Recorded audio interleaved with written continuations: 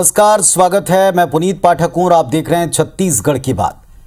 छत्तीसगढ़ में लगातार 3 बार सत्ता पाने वाली भाजपा को अब बस्तर में आदिवासियों का दिल जीतने की चिंता सता रही। इसकी वजह है पिछली बार का नतीजा। पार्टी बस्तर से पूरी तरह साफ हो गई, केवल 1 सीट मिली थी, वो भी बाद में चली गई। अब 2023 से पहले हार के कारण तलाशने, आदिवासियों की नाराजगी को दूर करने पार्टी नए प्रदेश अध्यक्ष और नेता प्रतिपक्ष बस्तर के दौरे की शुरुआत कर चुके हैं। दोनों नेताओं के सामने सबसे बड़ी चुनौती सही चेहरों को ढूंढना और आगे लाना है। यह भी कहा जा रहा है कि न केवल संगठन में नए चेहरों को जिम्मेदारी मिलेगी, बल्कि चुनाव में भी पार्टी नए चेहरों पर दांव लगा सकती है। लेकिन इसके पहले बस्तर के आदिवासी नाराज क्यों हैं, इसका पता भी लगाया जा रहा है। इधर कांग्रेस ने भाजपा की इस कवायद पर तंज कसा, कहा कि आदिवासी वोटर पिछले चुनाव में भाजपा को पूरी तरह से नकार चुके हैं, क्योंकि भाजपा सरकार ने बस्तर के लिए कुछ किया नहीं था। इसके अलावा कोर्ट से जो 58% आरक्षण पर रोक लगाने का मुद्दा है, वो भी दोनों दलों के बीच में बहस का एक नया मोर्चा खोले। चलिए पहले आपको एक रिपोर्ट दिखाते हैं, फिर इस विषय पर बस्तर का जो दौरा है इस पर नेता क्या कहते हैं सीधे सुनेंगे।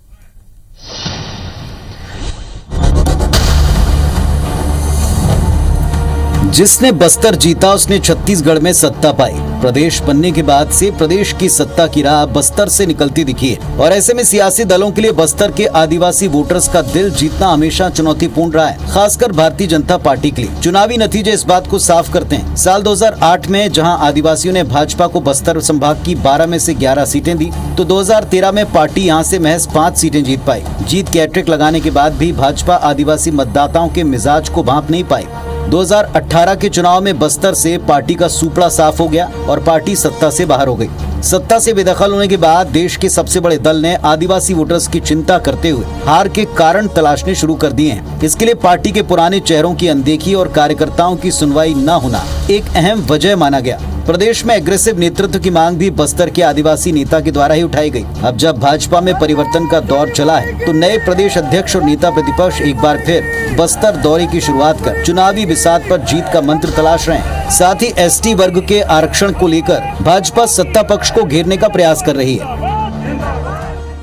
आज जो परिस्थितियां हैं और इससे ये तय है कि कांग्रेस की बुरी तरह से हार होगी और छत्तीसगढ़ की जनता कांग्रेस पार्टी को धोखेबाजी के लिए, वादा खिलाफी के लिए सबक सिखाएगी। मामला बहुत दिनों से चल रही थी हाई कोर्ट में, अच्छे वकील लगाना चाहिए था और उसका संज्ञान में भी लेना चाहिए था। उसको बीच बीच में बैठ करके चर्चा भी करनी थी, इन्होंने नहीं किया, जिसका दुष्परिणाम आया। इधर भाजपा की इस पूरी कवायद पर कांग्रेस ने तंज कसा है। कांग्रेस ने भाजपा को उनका पिछला 15 साल का कार्यकाल याद दिलाते हुए पूछा कि क्या बस्तर में भाजपा नेता उन प्रताड़ित आदिवासियों के घर जाने का साहस करेंगे जिन पर भाजपा शासनकाल में अत्याचार हुआ। वहीं मुख्यमंत्री कहते हैं कि बस्तर को भाजपा पसंद नहीं है, क्योंकि भाजपा ने बस्तर के हित में कोई काम नहीं किया। मुख्यमंत्री ने आरक्षण पर आए हाईकोर्ट के फैसले को भी पिछली सरकार की नाकामी करार दिया। पहले भी बस्तर के लोग उससे नाराज थे, तब भी 2 बार से लगातार वो भारतीय जनता पार्टी को वो पसंद नहीं कर रहे थे। अब भारतीय जनता पार्टी ने ऐसा कोई काम नहीं किया जिसे बस्तर के लोग उसे पसंद करें। मैं पूछना चाहता हूं भारतीय जनता पार्टी के नेताओं को, जो निर्दोष आदिवासियों की हत्या की गई है, उनके घरों में जाएंगे क्या? 1000 से अधिक निर्दोष आदिवासियों को जेल में ठूस दिया गया था, के पास जाएंगे क्या? माफी मांगेंगे क्या? ऐसा नहीं कि कांग्रेस का ध्यान बस्तर पर कम है। सरकार के मुखिया भेंट मुलाकात कर बस्तर का दौरा पहले ही कर चुके हैं। संगठन बस्तर में पार्टी की गतिविधियों को लगातार धार दे रहा है और दूसरी तरफ आरक्षण पर आए हाईकोर्ट के फैसले के बाद कांग्रेस सरकार ये साफ कर चुकी है, एसटी वर्ग के आरक्षण का पूरा लाभ दिलाने के लिए अब सुप्रीम कोर्ट जाएगी। तो साफ है कि बस्तर की जंग में भारतीय जनता पार्टी भी अब पूरा जोर लगा रही। पर बड़ा सवाल ये, क्या बस्तर की जनता बीजेपी का साथ देगी? नरेश मिश्रा, IBC 24, जगदलपुर। तो अगर आपको सत्ता में लौटना है तो बस्तर जीतना जरूरी है, ये बात बीजेपी जानती है। और अगर सत्ता में उसी धमक के साथ बरकरार रहना है तो फिर आपको बस्तर को अपने पाले में रखना पड़ेगा, ये बात सत्ता पक्ष भी जानता है। बस्तर को लेकर दो तरफा जंग दिखाई पड़ी। एक आरक्षण के मुद्दे के ऊपर बीजेपी घेरने का प्रयास कर रही है, दूसरी तरफ बस्तर के दौरे से अपने ही नाराज नेताओं को और अपने से दूर आदिवासियों को पार्टी के करीब और एक्टिव करने की तैयारी। इससे कांग्रेस को कितना फर्क पड़ेगा, कांग्रेस इसके लिए क्या कर रही है, इन सब पर बात करेंगे। हमारे साथ एक पैनल जुड़ रहा है। संतराम नेताम जी हैं, कांग्रेस पार्टी के जिम्मेदार विधायक महोदय, उनका स्वागत करते हैं छत्तीसगढ़ की बात में। डॉक्टर कृष्णमूर्ति बांधी जी हैं, भारतीय जनता पार्टी के विधायक महोदय। नमस्कार बांधी साहब, स्वागत है आपका भी। और वरिष्ठ पत्रकार जो उस पूरे इलाके की सियासी नब्ज को बारीकी से समझते हैं, टटोलते हैं, मनीष गुप्ता जी, ये भी हमारे साथ में जुड़े हैं पैनल पे। आप तीनों को नमस्कार, बहुत स्वागत है आपका। सबसे पहले डॉक्टर बांधी, बीजेपी ने दौरा शुरू कर दिया है और बीजेपी ये भी कहती है कि कांग्रेस पार्टी का जो भी सत्ता की समाप्ति होगी वो हम बस्तर से करेंगे। आधार क्या बनेगा? कांग्रेस तो कहती है बस्तर को बीजेपी पसंद ही नहीं।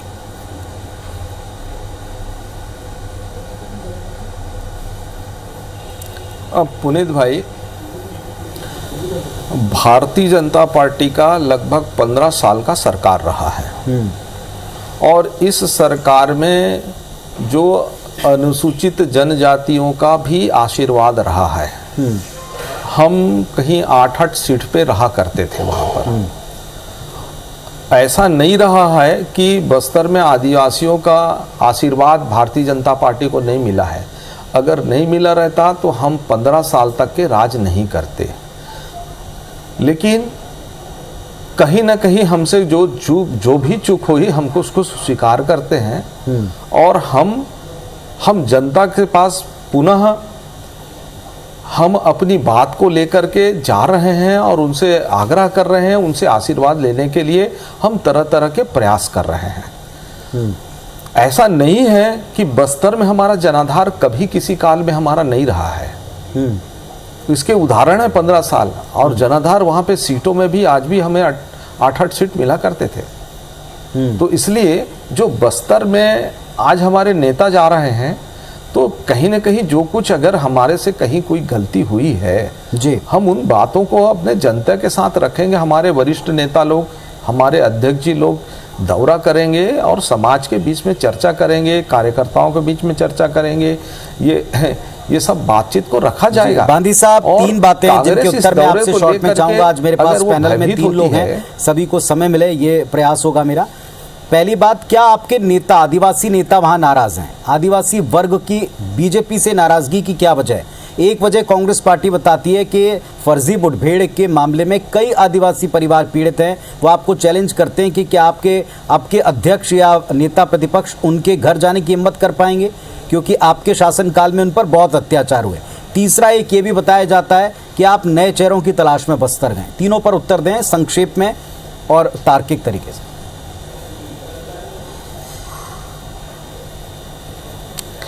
नया चेहरा और नाराज, देखो कार्यकर्ता नाराज होगा तो उससे चर्चा करके मनाया जा सकता है, उससे बातचीत किया जा सकता है पुनीत भाई जी। ये नाराजगी जो है किसी भी तरीके से होता है। अब रही नए चेहरों वाली बात है कि जो कोई भी कार्यकर्ता हो, भारतीय जनता पार्टी एक छोटे से भी कार्यकर्ता को अहम पदों पर जिम्मेदारी दिया।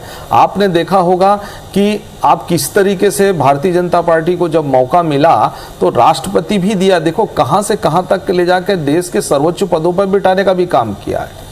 और आपने देखा भी होगा कि छत्तीसगढ़ का महामहिम राज्यपाल को भी भारतीय जनता पार्टी ने मौका दिया है। तो जहां पर अनुसूचित जनजाति को मौका देने की जो बातचीत आती है तो वो बिल्कुल देते हैं और नए चेहरों को भी मौका देते हैं। इसमें नए करें एक जिम्मेदार होता है, वो कार्यकर्ता होता हमारा, और हमारे में ही प्रक्रिया चलती है। कांग्रेस में प्रक्रिया नहीं चलती क्योंकि उनका एक परिवारवाद पर है पुनीत जी।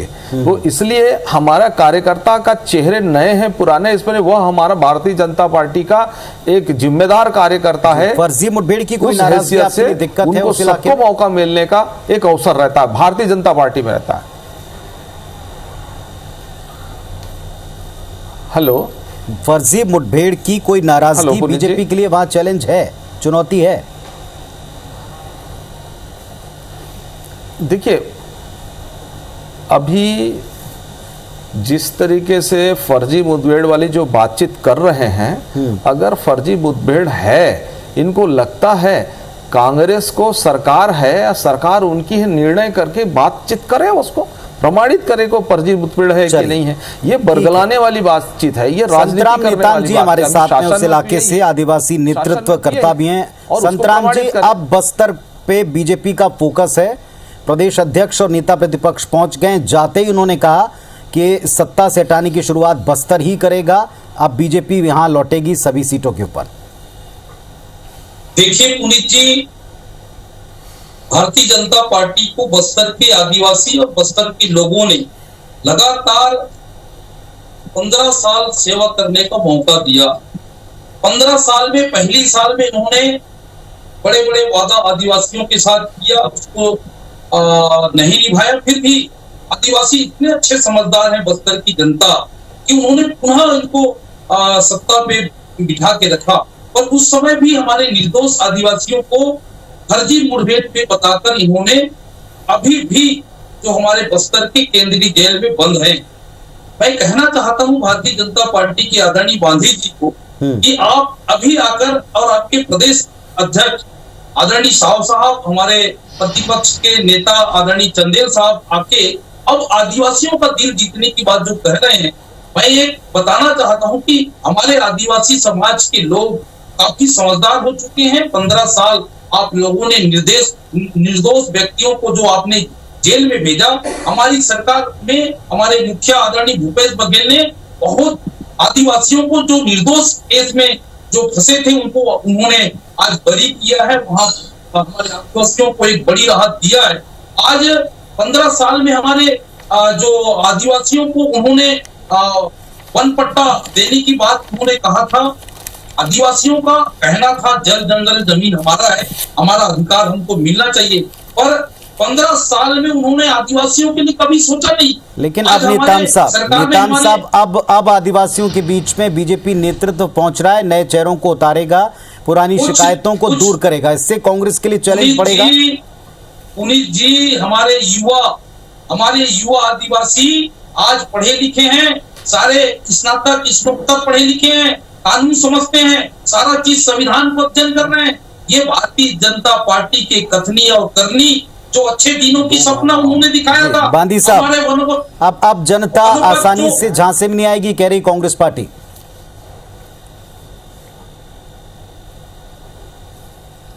देखिए पुनीत भाई, संतराम जी जो कह रहे हैं बिल्कुल सही कह रहे हैं कि हमने भारतीय जनता पार्टी के वहाँ के आदिवासियों ने 15 साल मौका दिया, एकदम सत्य बात है। लेकिन किंतु परंतु जेल में जो बंद है फर्जी मुठभेड़ के कारण है, और कांग्रेस सरकार आज उनका सरकार है, निर्णय उनके हाथों पर है, जांच उनके हाथों पर है ना। क्यों निर्णय नहीं देती? अगर वो किसानों उन आदिवासियों के साथ न्याय क्यों नहीं करती? उनकी जमीन लौटाने का काम किया, उनको मुक्त करने का काम क्यों किया, नहीं करती? उनकी पीड़ा पर दूर करने का काम किया, वो तो कह रहे हैं। जमीन देखिए, अब दूसरी बात है ना, दूसरे पुनीत जी, अब जैसे हमने किया, आज हमने आदिवासी समाज को चावल देने का काम किया, एक प्रारंभ किया हमने, चावल का प्रारंभ हमने। शैक्षणिक क्षेत्र में विश्वविद्यालय का निर्माण किया। क्या ये शिक्षा क्षेत्र में कोई पत्थर रख सके हैं क्या? हमने मेडिकल कॉलेज जैसे चीजों को आदिवासी क्षेत्र में हमने उसको किया, शिक्षा क्या इन लोग किए हैं? क्या इन लोगों ने सबसे पहले, अब देखो मुझे जवाब देने, अब मेरी पुनीत भाई मेरी सुनते नहीं है आप, नहीं मैं मेरी सुनते नहीं आप। मैं बांदी साहब आपकी आपने बात पॉइंट रखा उस पर तुरंत उत्तर चाहता हूं ताकि दर्शकों को एकदम क्लियर रहे। मेरे को कितना समझ है, आपने शिक्षा का कोई स्टोन नहीं रखा, ये कहा है नेताम जी उत्तर दे रहे हैं। और भी प्रश्न है, मैं आपको मौका दिया बांदी जी, थोड़ा सा जी अपनी बात रखें, नेताम साहब बात रखें, मैं आपको जवाब दे रहा हूँ। मैं ये कहना चाहता हूँ। अच्छा चलिए संतराम आप बात करिए, नो डाउट आप बात करिए। हाँ ठीक है, धन्यवाद बांधी जी। मैं ये कहना चाह रहा हूँ, हमारे आदिवासियों को आपने ये कहा कि हम लोहंडीपुरा में काटा को लगाने के लिए उद्योग देंगे, नौकरी देंगे, आदिवासी के हर परिवार को हम एक रोजगार देंगे, नौकरी देंगे। उस उस पर से हमारे आदिवासी बेचारा भोले भाले सरल स्वभाव के लोग आपको जमीन दे दिए और उसमें आपको 5 साल 10 साल आपको मौका दिया गया, आपने उद्योग नहीं लगा पाए, ना नौकरी नहीं दे पाए। जब वहां के लोगों ने, लोहंडीपुरा के लोगों ने मांग रखी कि हमारे जमीन पे आप उद्योग नहीं लगा रहे हैं, हमारी जमीन को जो भूमि अधिग्रहण के तहत आप वापस करिए। ठीक है नेताम साहब, आप इसका उत्तर लेने दें। बांदी साहब उत्तर दीजिए। हमारी सरकार आए जब आई तो उस जमीन को आज लोहंडीपुरा के किसानों को, आदिवासी परिवारों को उन्होंने वापस किया। ये हमारी सरकार का काम करने का तरीका है, ये हमारे मुख्यमंत्री के काम करने का। जी बांदी साहब को उत्तर देने दें। नेता रही है आदरणीय हमारे पुनीत भाई, 2 मिनट मुझे समय दीजिए। हमारे बस्तर संभाग में सबसे ज्यादा जंगल है, कांग्रेस के लोगों ने हमारे आदिवासी लोग रहते हैं। मुझे क्या है, मुझे अब बात करने का मौका देंगे। बांदी साहब को कहने दें। नेताम साहब वापस आपके पास आप इस तरह नहीं, आप देखो मैं जिस तरीके से सुनता हूँ और मेरे समय में मौका मिले तो बात करना शुरू कर दे तो ये बात उचित रहेगा क्या? मेरे बात को आप सुनिए। क्या ये बात करने का, डिबेट करने का हमारे बीच में तरीका है? अपनी बात कह लेने दें। नहीं, अरे आप एक का टाइम टेबल है, एक आपको सुना। जी बांदी साहब आप कह रहे हैं समय निकल जाए, अपनी बात कह रहे हैं। आपको जो समय मिलता है उस समय पे आप बोलिए, आप अपने समय को बोलिए, समझ करिए। मैंने कहा कि कांग्रेस लोगों ने कहीं, अब मुझे कहने दीजिए ना, ये तो आप देखो विधायक जी, आपको सुना मैंने, आपको बड़ी गंभीरता से सुना, आप मुझे भी सुन ले, या इस तरीके से टोका टोकी करेगा क्या? ये डिबेट की मर्यादा रहेगी क्या? ठीक है साहब, बांदी साहब को हम सुनेंगे, बांदी साहब को सुनेंगे और मनीष जी को अभी तक हम सुन नहीं पाए। ठीक है, आप दोनों को सुनेंगे। एक छोटा सा ब्रेक यहाँ ले लेता हूं मैं, उसके बाद लौटूंगा सीधे बांदी साहब के पास। चलिए बांदी साहब आपका समय है, आप अपनी बात रख दें 1 मिनट में।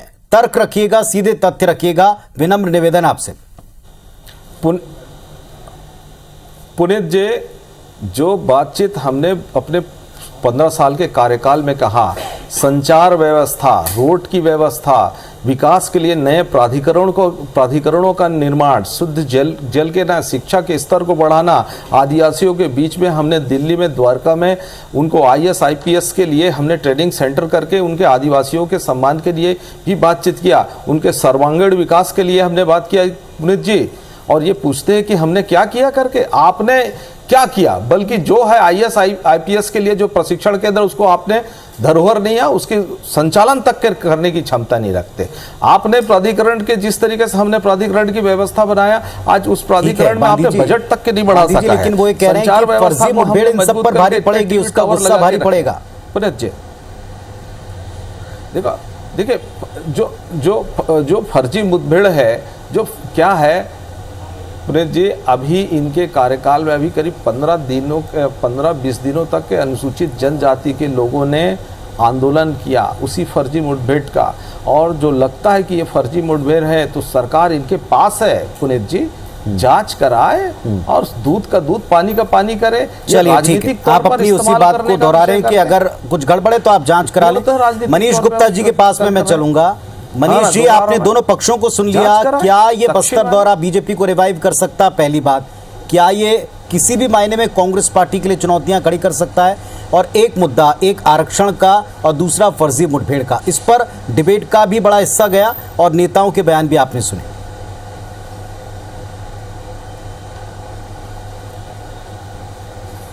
पुनीत जी, निश्चित रूप से अभी एक जो राजनीतिक वातावरण चुनाव की दृष्टि से जो बनने जा रहा है, मुझे लगता है कि ये भारतीय जनता पार्टी का जो प्रदेश नेतृत्व है और जिस तरीके से लीडरशिप बदली है, नेता प्रतिपक्ष और जो प्रदेश अध्यक्ष दोनों बदले हैं, ऐसी स्थिति में बस्तर का उनका दौरा और पहला दौरा ये इस बात को प्रतिपादित करता है कि आने वाले समय में बस्तर का क्या महत्व है। और भारतीय जनता पार्टी, चूंकि पिछले चुनाव में यहां पर भारतीय जनता पार्टी का सुपड़ा साफ हो गया था, कांग्रेस पूरी 12 की 12 सीटें जीत चुकी थी, तो निश्चित रूप से भारतीय जनता पार्टी यहां पर अपना खोया हुआ जनाधार प्राप्त करने की दिशा में उन्होंने अपनी कवायद शुरू की है और इस दौरे को हमको उसी रूप में देखना चाहिए।